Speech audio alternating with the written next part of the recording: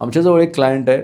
याच्याकडे आज 2026 मध्ये त्यांनी प्लॅनिंग आमच्याकडे 2012ला स्टार्ट केलं. स्ट्रक्चर प्लॅनिंग करत राहिला, प्रॉपर रिव्ह्यू करत राहिला. जेव्हा गरज वाटली त्यावेळेस आम्ही रिबॅलन्सिंग स्ट्रॅटेजी करतो, ती पण करत गेला. आज 9.5 कोटीचं नेटवर्थ त्याच्याकडे आहे.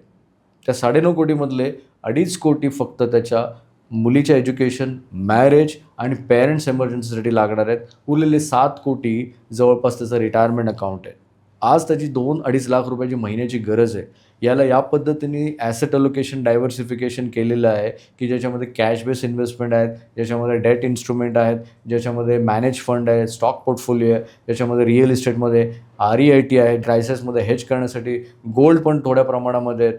या व्यक्तीचं ॲसेट अलोकेशन एवढं पॉवरफुल आहे, की इथून पुढे आज वयाच्या 52 वर्षानंतर तो वयाच्या 82 वर्षापर्यंत जरी जगला, तरी साधारण 21-22 कोटीचं त्याचं इन्कमचं प्रोव्हिजन केलेलं आहे. त्याच्या ड्युरिंग डेथनंतर त्याची वेल्थ पण प्रिझर्व्ह केलेली आहे, फॅमिली ट्रस्ट पण केलेली आहे आणि त्याला हे माहिती आहे की लिगसी तो 150-200 कोटीच्या पुढच्या जनरेशनला देणार आहे. पुढची जनरेशन पण त्याच्या पैशाचा योग्य पद्धतीने वापर करेल.